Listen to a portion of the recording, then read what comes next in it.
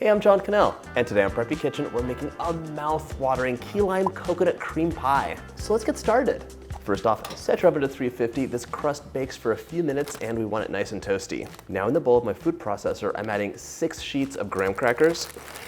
If you're not a graham cracker fan or you can't find them at the market, go ahead and use 90 grams of Biscoff or speculoos cookies. For some extra coconut flavor, I want half a cup of sweetened shredded coconut. So I'm gonna crumble that in so it's not one big lump. This pie is so delicious. It's full of coconut flavor and all the lovely acidity from the key limes we're gonna use too. It also bakes in just a few minutes. To sweeten the deal, I'm adding a 1/4 cup of packed light brown sugar. In you go. Pop the cap on, and now we're gonna process this until we have nice fine crumbs. Wait. This delicious recipe just so happens to be from my cookbook, so if you have a copy, grab it and open up to page 303 and bake along with me. Okay, my crust is nice fine crumbs now. I want to show you the texture. The texture is really fine, sandy crumbs. The biggest thing you're gonna see are the coconut pieces. Now, with the mixer running, I'm gonna add a 1/4 cup or 57 grams of melted butter. It could be salted if you want a little salty finish, or unsalted, up to you.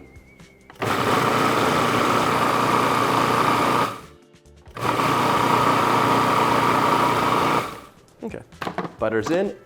Carefully remove the blade.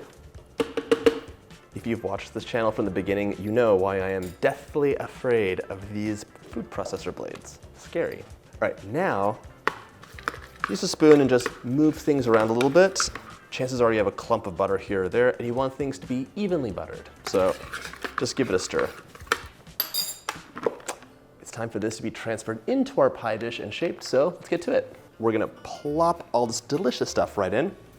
I've snuck a couple bites and it is so good, oh my gosh.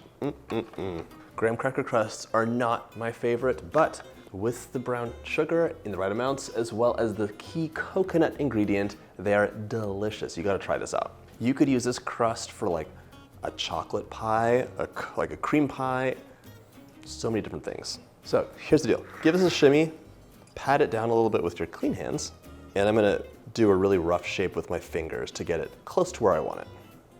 While I do this, I'm gonna tell you, you can find key limes at the market. Sometimes you can order key limes online, like basically all the time.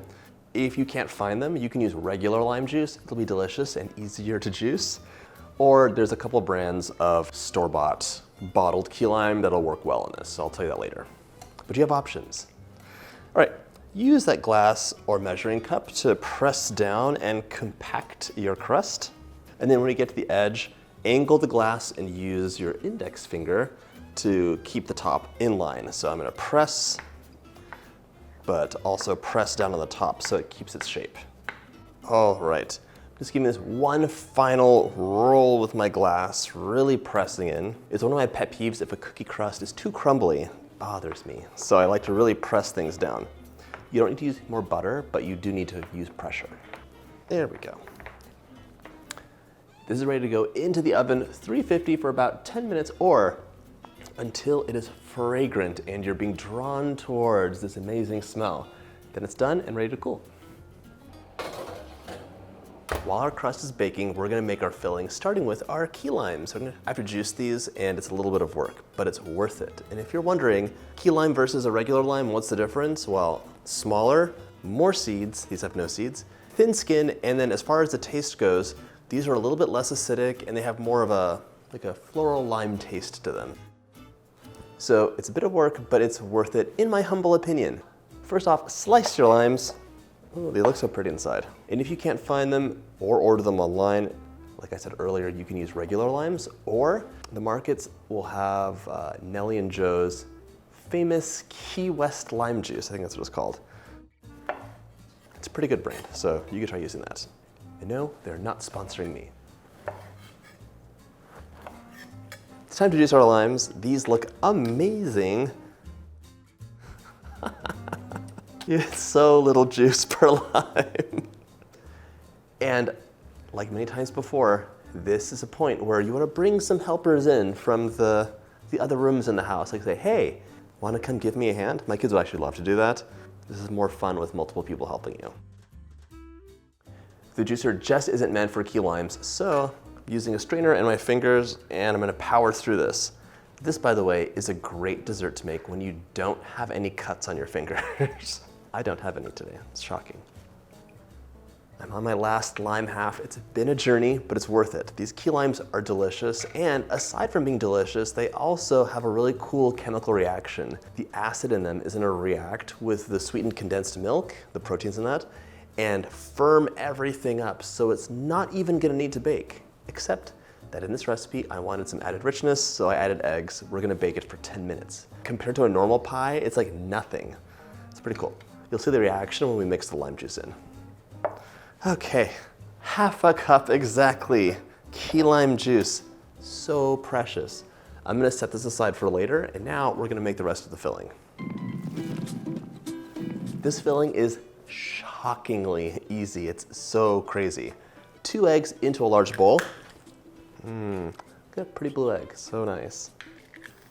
I always love the pretty colored eggs, but I learned that egg color is a result of the eardrum of the hen. So it depends on the eardrum's color. That's what the egg will be. It's so bizarre. I also want 1 14-ounce can of sweetened condensed milk. This is the magic stuff. It has all the sugar we're gonna use for the filling, and this is like just the best thing ever. I love this with some espresso in the morning. It's like my version of a Vietnamese coffee. It's delicious. Add that in. So thick and creamy. Get every last drop of this into your bowl. And you know what I just thought of? You can let me know if this is a good idea or not. It might be gross, but this is so similar to dulce de leche. It's just dulce de leche that hasn't been cooked, basically, cooked through till it caramelizes. What if we made like a dulce de leche key lime pie? Maybe? It's worth a try. Okay, half a teaspoon of a nice vanilla, just a little kiss, and a pinch of salt. If you're measuring, it's 1/8 of a teaspoon. Grab a whisk. We're gonna whisk this together. I thought adding the eggs to this gives it a little bit of richness and also lightens it up a bit. Okay. Lovely, nice and homogeneous. Our final step is to add the key lime juice, and I want you to take a careful look at this because it's pretty cool. I'm gonna pour and whisk, so.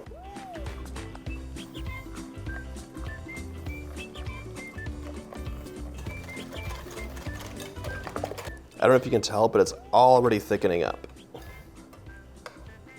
Look how thick that is already. That's just the lime juice reacting. We haven't baked it yet.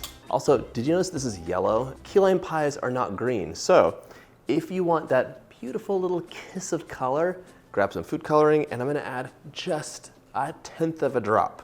Use a toothpick too.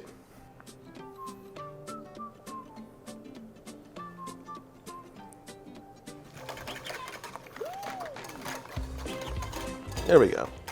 That looks nice and key lime-ish. I'm gonna pop this into the crust now and get it into the oven. Don't waste any of this filling. You worked way too hard to get all those key limes juiced.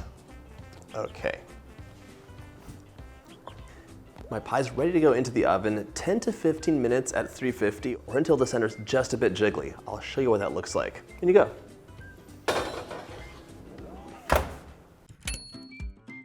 Your pie's done when the center is jiggly, but the edges are just set. Okay, now I'm gonna let it cool for 30 minutes on the countertop and then pop it into the fridge for at least 4 hours. It needs that time to cool down and really set perfectly. Once your pie is nicely chilled, we're gonna make this delicious whipped cream, and you have some options. The base of it is 1.5 cups of cold heavy cream, one of the most delicious things ever, and about 1/4 cup of powdered sugar. You can make it a little bit less sweet or a little bit more sweet, depending on your liking.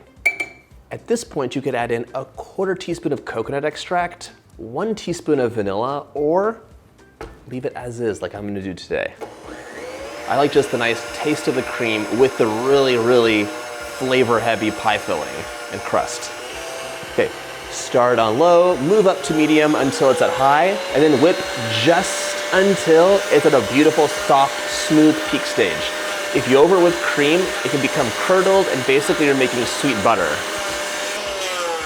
Always stop your mixer before the whipped cream is done though. because, look, that's almost there. I'm gonna finish it by hand. This gives you the most control. You're always gonna be sure it's at the perfect texture and not getting over whipped. See, gorgeous. Our mixer's done. I'm gonna grab the pie, and a triggered ice cream scoop is gonna do some really cool things. You could just pile a mountain of whipped cream on top of that, but that wouldn't be peak aesthetics. So with your triggered scoop, grab some whipped cream, and then we're gonna compile all these scoops to make a gorgeous mountain of whipped cream. Garnish with some lime zest, and then you're ready to enjoy. Oh my gosh.